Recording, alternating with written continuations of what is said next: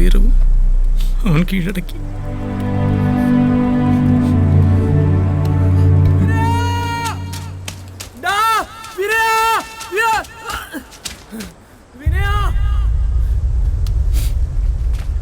എന്താടാ, എന്താ പറ്റിയേ? വിനയ പോയടാ, നമ്മള് തിയേറ്ററിലെ കാശ് മൊത്തം പോയടാ. നീ എന്തേ പറയുന്നത്? രാവിലെ ഓഫീസ് തുറക്കാൻ വന്നപ്പോഴാണ് കണ്ടത്. ഭഗവാന് കൊടുക്കാനുള്ളത് ഉത്സവ പടത്തിന്റെ കളക്ഷനും മൊത്തം പോയടാ.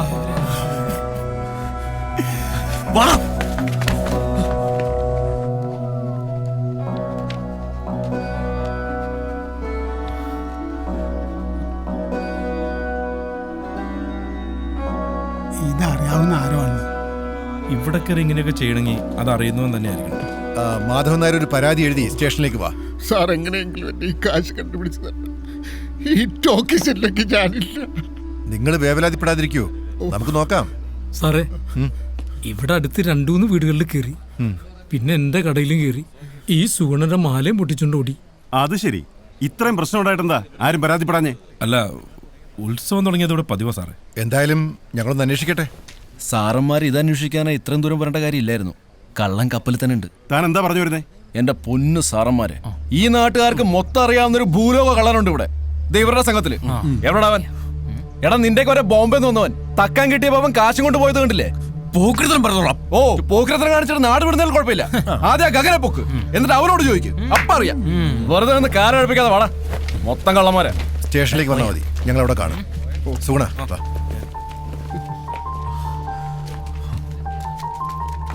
പുറത്തുനിന്നുള്ള ആരാന്നേ ഉത്സവത്തിന് കുറെ എണ്ണ ഇറങ്ങിയിട്ടുണ്ടല്ലോ.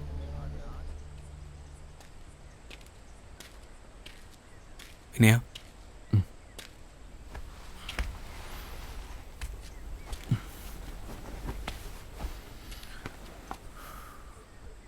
പണ്ടുവരെ തരികട കാണിച്ച് നടന്നിട്ടുണ്ട്.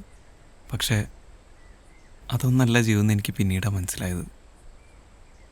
അത് പഠിപ്പിച്ചെന്ന നീറാശാൻ ഇനിയില്ലാന്ന് പറഞ്ഞപ്പോൾ എനിക്കവിടെ നിൽക്കാൻ തോന്നിയില്ലടാ. നമ്മുടെയൊക്കെ ജീവിതം അങ്ങനെയാണ്.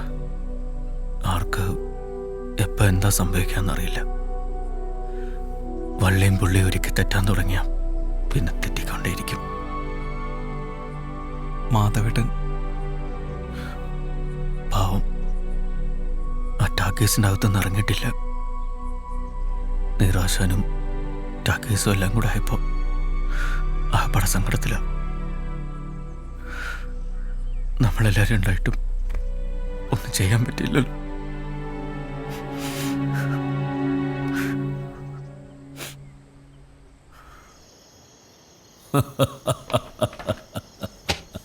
ശ്രീദേവി അളിയൻ്റെ ഒരു കാഞ്ഞ ബുദ്ധിയേ. ഞാൻ പറഞ്ഞല്ലോ ഗോവാച്ച, ആ സ്ഥലം കുറച്ച് കഴിയുമ്പോൾ നമ്മുടെ കൈ വന്ന് ചേരുന്നു. ശരിയാളിയാ, ഇനി എത്ര അവധി കൊടുത്താലും മാധവൻ ആ കണക്ക് തന്നു തീർക്കും തോന്നണില്ല. താനെന്തായാലും പണിക്കുള്ള ആളെ കൂട്ടിക്കോ. നാളെ സൂര്യൻ ഉദിച്ച് പെരുവത്ത് കടവിൻ്റെ മുകളിലെത്തുമ്പോൾ ആ ടാക്കീസ് ഉണ്ടാവരുത്.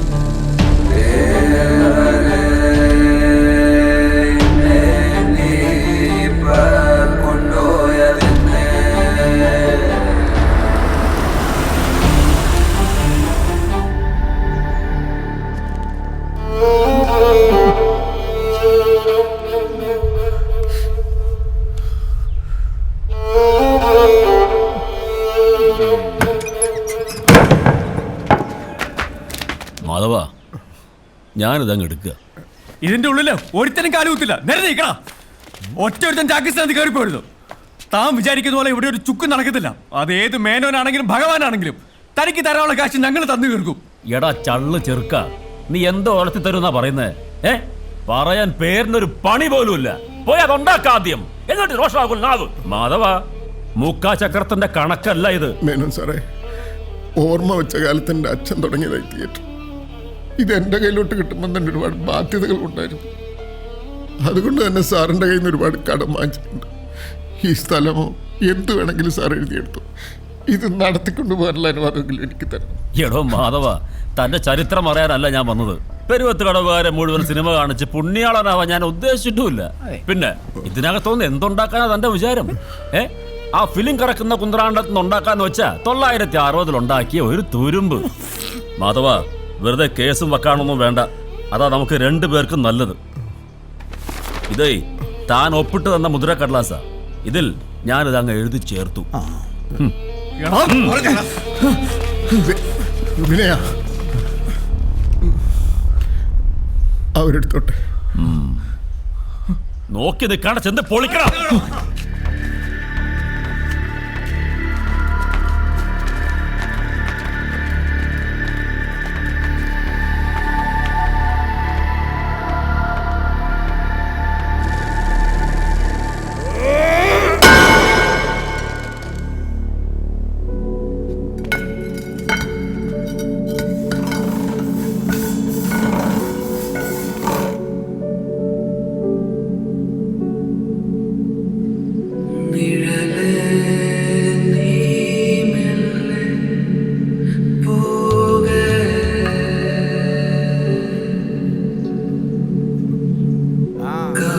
ലോറിയിലേക്ക് ഏറ്റടാ.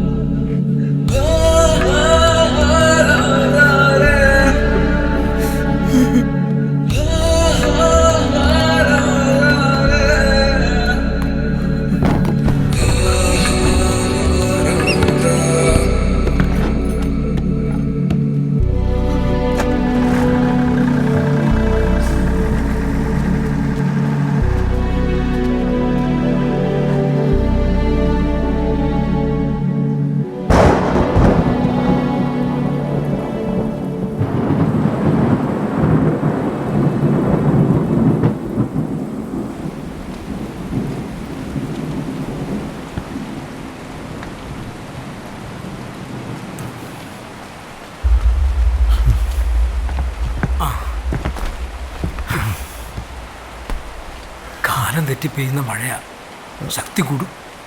പെരുവത്ത് കടവിൽ ഇനി സിനിമയില്ല. ഓരോരോ കാലക്കെടുകൾ, അല്ലാതെന്താ പറയാ.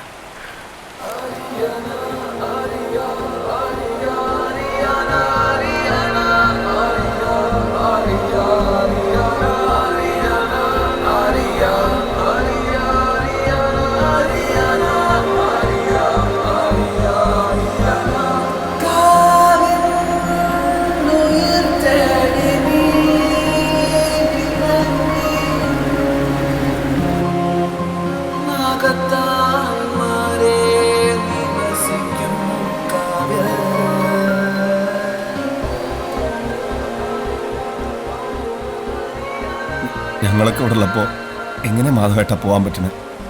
പോണോടാ. ഇനി ഇവിടെ നിന്നാല് ഒരു മനപ്രയാസമാണ്. നീറും ടോക്കീസും ഇല്ലാത്ത ഈ പെരുവത്ത് കടവിൽ എനിക്ക് നിൽക്കാൻ പറ്റില്ല. ഇനി ഈ പ്രായത്തിലൊന്നും വെട്ടിപ്പിടിക്കാൻ എനിക്ക് മോഹമില്ല. അതിന് വെട്ടിപ്പിടിക്കണമെന്ന് ആര് പറഞ്ഞു? നമുക്കൊന്നുകൂടെ ശ്രമിച്ചുകൂടെ? ഞങ്ങളെല്ലാവരും ഇല്ലേ കൂടെ? ആഗ്രഹങ്ങളും സ്വപ്നങ്ങളും ഒക്കെ സിനിമയിലും മാത്രമാണ്. അതിൻ്റെ പിന്നാലെ പോയവർക്കൊക്കെ വേദന മാത്രമാണ് ഫലം.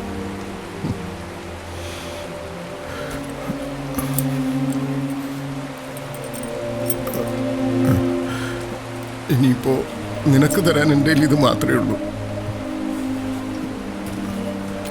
ശ്രീദേവിയെ വിളിച്ചിറക്കിക്കൊണ്ട് പോരുമ്പോൾ ഒരു വണ്ടിയുള്ളതൊരു അന്തസ്സാണ്.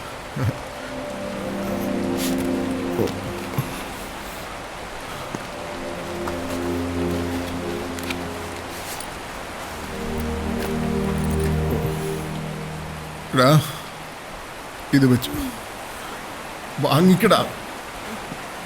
ഇത് വെച്ചിട്ട് എന്തെങ്കിലും ഒരു ജീവിതമാർഗം കണ്ടെത്തണം നീ.